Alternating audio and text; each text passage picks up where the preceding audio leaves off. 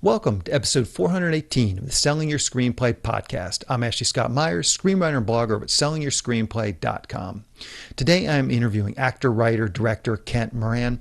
He's doing a big online acting event, which I think might be interesting to screenwriters, so we talk a little bit about that.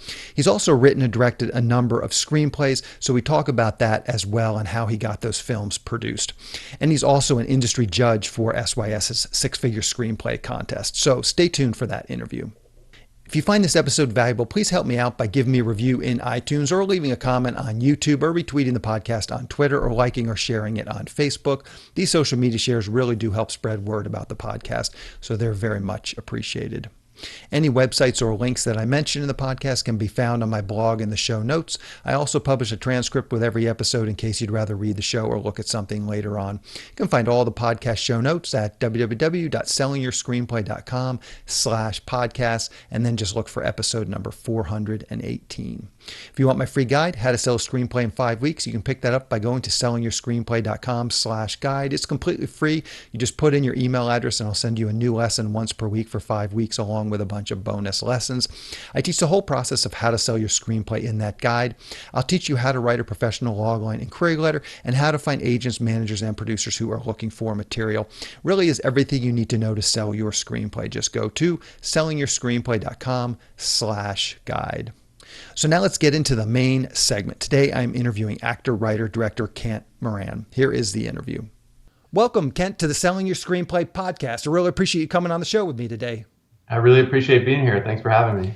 So to start out, maybe you can tell us a little bit about your background. Where did you grow up and how did you get interested in the entertainment business? I grew up in New York and then Greenwich, Connecticut. Went to the movies probably since I was 6 months old. My parents were taking me in the stroller. I love movies. And went to school for business.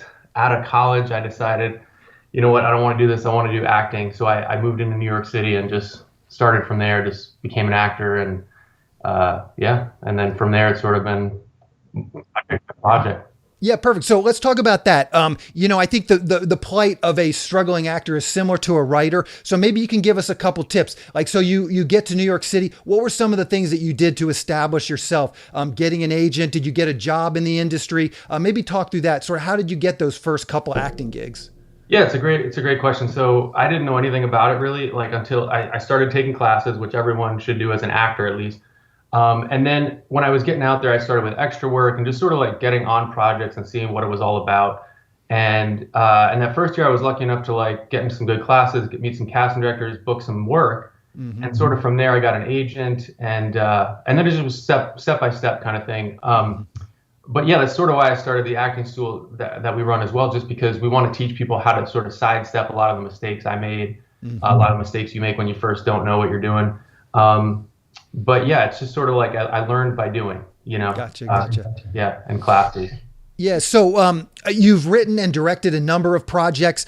Maybe we can talk about your first one. You wrote a script, a feature film, Listen to Your Heart, starring Cybill Shepherd. Maybe you can talk about that a little bit. To start, what is the logline for that? What's that story all about? That's about a struggling singer-songwriter who falls in love with a deaf girl, can't hear the songs that she's inspiring him to write. And the struggles that they face because the mother is trying to break them up the whole time, basically. Very controlling mother. And so how did you ultimately get that produced? Maybe you can talk us through that. Did you have an acting agent at that point? You could get it to him, who could get it to some literary agents, but just kind of give us what was the lowdown to actually getting that script produced? So the first step was, once I had the script and screenplay, the first step was casting an actor that would help us get it made. So we got a little bit of seed money through family and friends, and then we used that money to cast Cybill. Once we had Cybill on board, the rest of the money was much easier to raise. And I feel like that's sort of a strategy I hit on early on without realizing how valuable that was, but that's sort of like how I now do everything. I sort of get that name attachment as soon as I can, and then it helps me get the rest of the funds.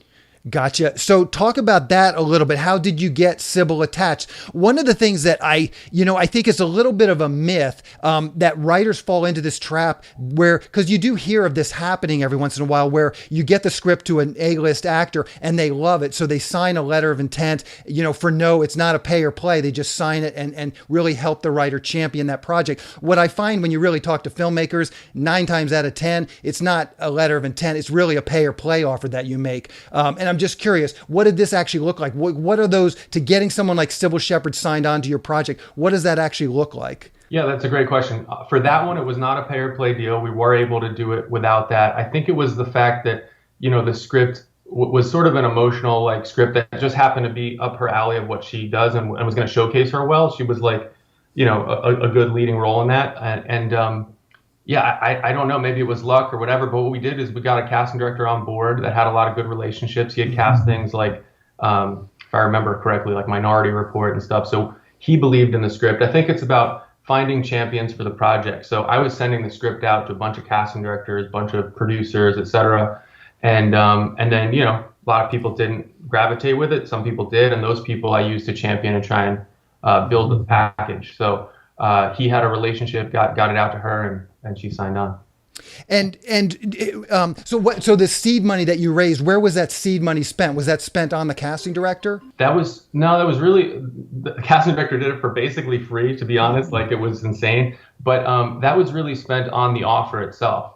And again, it wasn't a pay or play, but it was like, once we, raised the money for the film, this is what it would be. And at the time, it was just an ultra low budget film. I didn't know anything about filmmaking yet, and I didn't realize that wouldn't be enough to do what we were trying to do. So it would have become like a modified low budget by the end. Gotcha.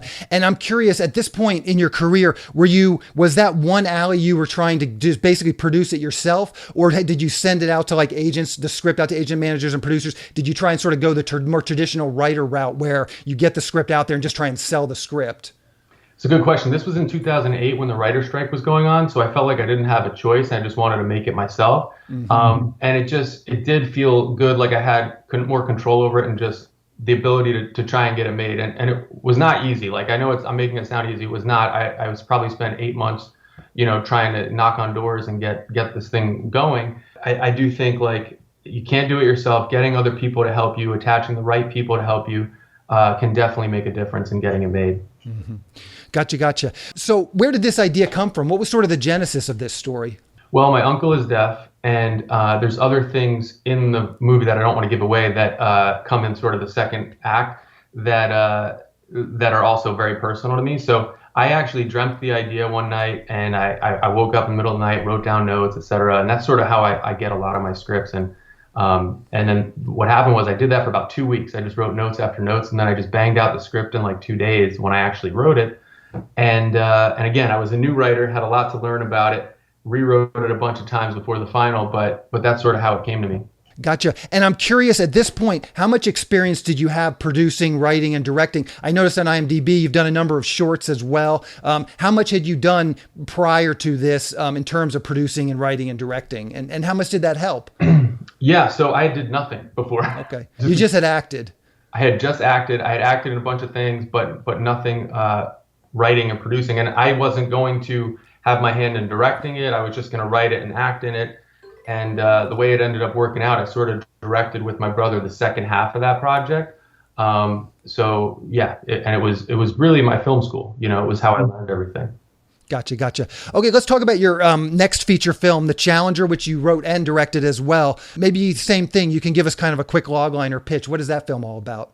That's about a struggling boxer in the Bronx who basically has to fight to give his mother a second chance. She has a heart attack and has to give her a second chance at life. And he gets this big title fight opportunity, and it becomes this reality show, and it's called The Challenger. And that's how he tries to fight to win for her surgery. Gotcha. And I wonder, in that one, you have Michael Clark Duncan, along with a number of other great cast members. How did you get those folks involved? So similar sort of story, just like, I don't think, usually there's not a waste of time to reach out to people that are big celebrity actors, but I do think there's also a point where, you can't waste your time too much. So I think he was the person that from the beginning I wanted to get, and I happened to be in an agent meeting with his agent, and just to represent me as an actor. And the meeting went well and whatever, but before the end of it, I was like, you guys represent Michael Clark Duncan. I would love to have him play the trainer in this movie I'm making. So send the script over. We sent the script over, sent him an offer, and he came on board. Gotcha. And did you find the same thing once you have him in place that made raising the rest of the money easier? Yes, absolutely. See, after the first one, I had a batch of investors. those investors ended up rolling over into some seed money for this, which was a larger amount of seed money, so I could spend more money on a larger name actor. And once I had Michael on board, interesting story how I got Justin Hartley. I was, working out in the gym, and he went to the same gym as me. So I saw him in the gym that day, and he was like the person I wanted to play the other boxer. And I was gonna make an offer to him, but saw him in the gym, was like, is it weird to go up to him in a gym, and like introduce myself? So I said, you know what, I'll come back tomorrow. If he's still here, it's meant to be, I'm gonna do it. I came back tomorrow, same time, he was there. So I just went up to him, told him about the project. He was super nice, and we had lunch the next day, and he came on. Yeah. Gotcha. So these original investors from your first film, how did you get those folks? You have Cybill Shepherd. Who are these people? How did you actually interface with them, and how did you get in touch with them originally? Really, like, it's about, to me, I find the best, when you're talking about like equity investors, the best way to get them for me has been friend of a friend or connection of a connection, like that one step removed where they didn't grow up with me, they don't know me, so they know me only as the professional, right? So it helps me already sort of shape that idea of what that is, that I'm a filmmaker, that here's my film I'm making. See, I found that some of my friends who have the money to invest in film, they're never interested because they know me as the friend, right? Mm-hmm. But if you know the person, so I end up getting a lot of meetings that way. I tell everybody I know that I'm working on a project. I put it out there into the universe, and those people tell other people. And before you know it, they're like, oh, you should meet this person, you should meet that person. And I'm also, I tried the whole like call dentists and call that never worked for me. So I found that reaching out to my base of people that might know somebody, as I'm talking about the project, that's been the most successful for me. Mm-hmm. Gotcha. So let's talk about just your writing process in general. Where do you typically write, and when do you typically write? Do you have a home office? Do you need to go to Starbucks with that ambient noise? What does your writing process look like? Yeah, I love getting out of the house and going somewhere new and isolated. Like, I'm writing my next script right now, and I was at a hotel. I booked myself a hotel, just stayed in the room, and I wrote for like 10 hours, like straight. And that's when before doing that, I like to sort of write the outline, get my ideas, kind of like I did with Listen to Your Heart, for a few weeks so I know what I want. Then I sort of structure it in my outline, and then I just let myself go, and I like to just take it from there. This way, I feel like it cuts down on the rewriting process, where I sort of have shaped my idea already, so that by the time I'm actually like writing the script, hopefully it comes out closer to the final draft. Mm-hmm. What does your development process look like? Do you have sort of a network of trusted writer, actor, director friends that you give it out? And how does that work? How do you determine which notes you take and which notes you don't take? Man, that is a great question, because that just doesn't work. It doesn't just apply to screenplays. That applies to the movie too. Like when you're doing test screenings and stuff, and who to listen to and whatever. So yes, I have a group of trusted friends. My brother's also a filmmaker, so he's someone I always run it by. And then a few of filmmakers that I've worked with in the past that I trust their work, I like to run it by them. But other than that, I found that, you start sending it to people outside the industry, and you just never know what you're going to get. So yeah, I would stick, if I'm, recommendation, I would stick to people that you trust their judgment. Mm-hmm. And just what do you do if you get someone that you trust gives you a note that you don't necessarily agree with? How do you handle that? I sort of look at it like, this is an expression that I ultimately wanted to bring to the world. So I let myself be the final say in it, but I do always listen to what the feedback is, because, and I will say, you want to send it to multiple people, because that's what you do in a test screening, where you do see like a lot of things come up you wouldn't have thought about. And then you can decide ultimately what to do with it, but at least you know that it's there. You sort of get a vibe for what the opinion will be about the movie before you make it, which is really useful. So let's talk about your Actor Summit. It's coming up on May 20th, I think, to the 22nd. What's that all about? Yeah, so this is a really exciting event. My wife and I, we own an acting studio called Acting and Voice Studios, and we're presenting this Actor Summit, which is going to be first of its kind. It's going to be 150 plus industry professionals, and it's largely for actors, but there's also a really great opportunity for writers, I believe. So we got agents, managers, casting directors, showrunners, filmmakers, influencers, and celebrities. And what you're going to have is 3 stages at once, where there's going to be Q&A sessions, where they're going to be sharing, and each stage, each session or event will be about a specific topic. So the filmmakers might talk about the writing process in a topic, or the showrunners might talk about how to get a show on television during that topic. Mm-hmm. And these are people that are at the top of the industry. We got the Walt Disney Animation Studios casting director, we got Jurassic Park casting director, and just a lot of I can't announce those are some of the people we've announced so far. I can't announce people we haven't announced yet, but we're very excited about it. It's going to be 8 hours a day for 3 days, and we'll see how it goes. It's the first time we're doing it. Gotcha. So give me just like sort of walk us through, if you're a writer thinking about this, what do you recommend? Are there some specific talks that you can say, okay, writers should definitely get in this, but and what's appropriate at these events or even allowed at these events? Can you actually interface with these people? Can you pitch them your ideas? Are these people going to be receptive to hearing a pitch? That's all great questions. And yeah, so we've built this event to have all those things involved. So we've separated it into what we call themes. So there's 9 different themes. And some of the themes I just mentioned to you are the themes like acting, casting directors, managers. But then you also have filmmakers is a whole theme. So under the filmmaker theme or the showrunner theme or that kind of thing, you can build your own schedule of what you want to see on what stage. And when you buy a regular ticket, which is the cheaper option, of course, you get to do one-on-one networking with all the attendees in this other segment, right?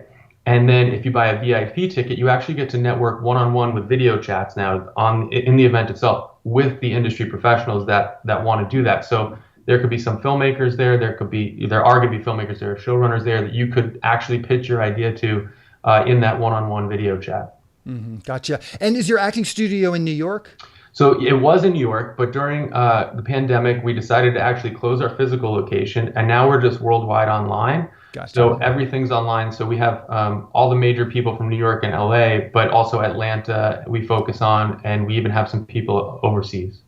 Perfect. And how can people learn more about that? You can rattle up the URL now, and people can. I'll grab that for the show notes as well. Absolutely. Yeah, it's just actorsummit.com. And that should have all the info there. And you can always email us at info@actorsummit.com with any questions. But I would say that, tickets are pretty low right now, and they're going to be going up as we get closer to the event. Gotcha.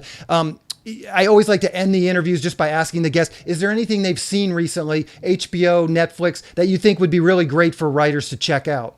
Oh, man. I want to take more time to think about that question. That's great. What have you been watching recently? Well, I actually so this one short film I just got a screener for it, and I was just blown away by it. So it's hard for me to think about anything else but that. But I do want you guys to keep an eye on Mark and Courtney Sposato.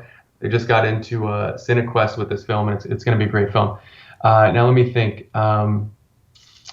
What have I seen lately? Honestly, having a 2-year-old prevents me from seeing as much as I want right now. So I guess I got to catch up. That's a good reminder. Yeah, no, I've been through that too. I was catching up on all my Disney movies for a few years there when my kids were in the 2 watching Disney. That's really it right now. Yeah. And so in addition to the Actors Summit website, how else can people keep up with you? Twitter, Facebook, anything you're comfortable sharing? Again, I'll round all this stuff up for the show notes and people can click right over to it.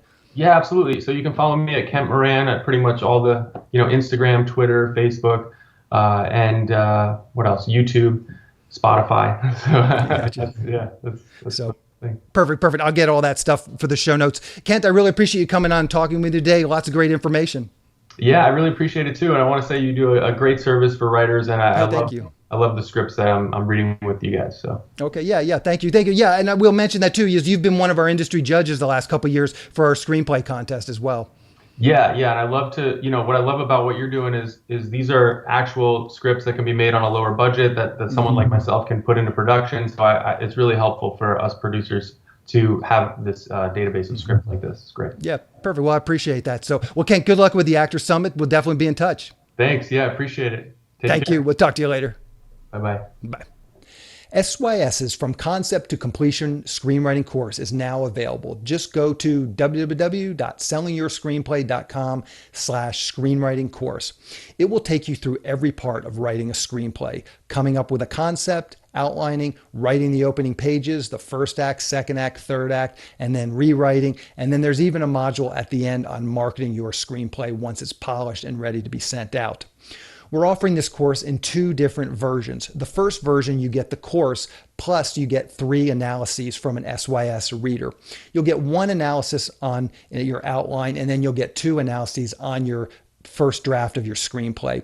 This is just our introductory price. You're getting 3 full analyses, which is actually the same price as our 3-pack analysis bundle. So you're essentially getting the course for free when you buy the 3 analyses that come with it. And to be clear, you're getting our full analysis with this package.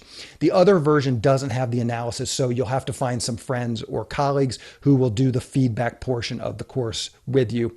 I'm letting SYS Select members do this version of the course for free. So if you're a member of SYS Select, you already have access to it.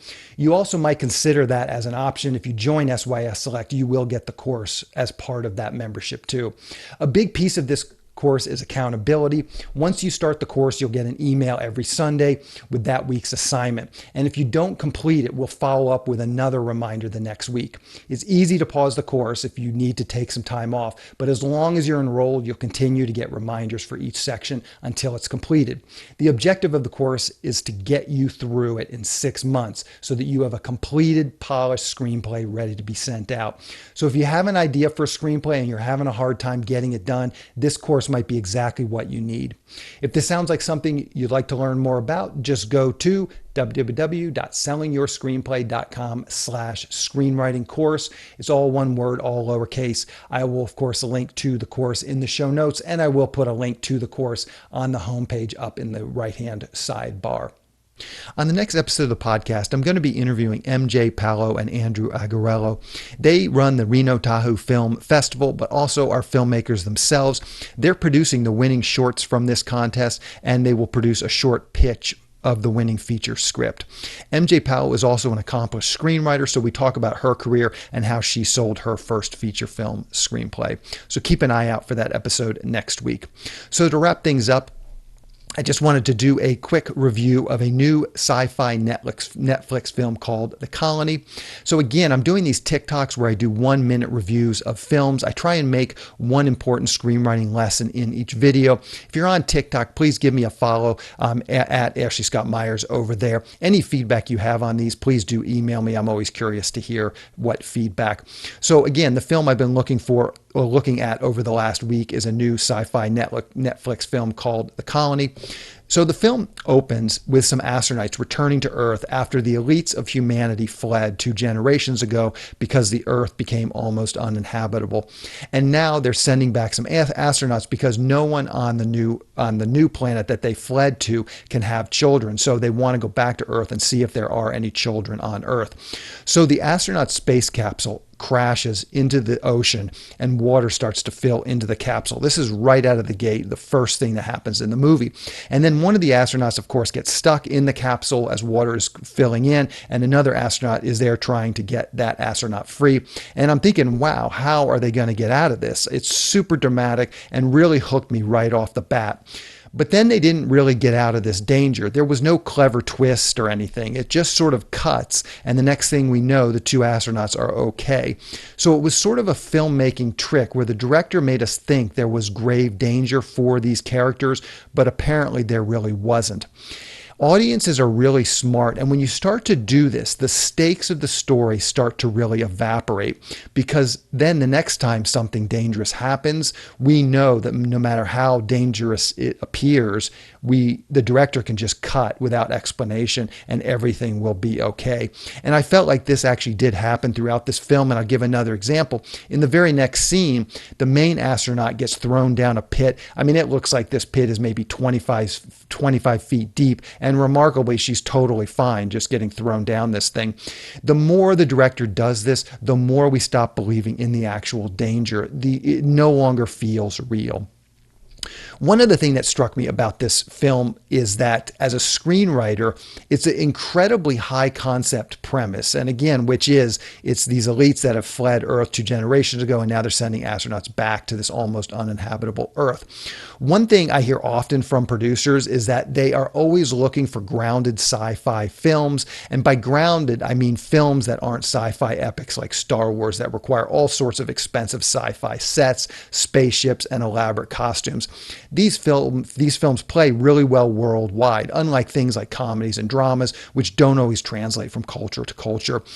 This is sort of a brilliant premise. It's sci-fi. You get that sort of sci-fi aspect, but it's essentially you're filming in more normal locations here on Earth, since it's people coming back to Earth in the fairly near future. Obviously, there is some big sets. The whole movie sort of takes place in sort of these abandoned ships, but that's not going to be hugely difficult to find. So overall, it's just, I found the premise to be brilliant as a screenwriter because, again, you get this sci-fi aspect without having to spend a lot of money on spaceships and building all sorts of otherworldly sets, like something in like Avatar, where you really have to spend a lot of money and a lot of time sort of creating these sets. You get that sci-fi aspect without having to spend the money.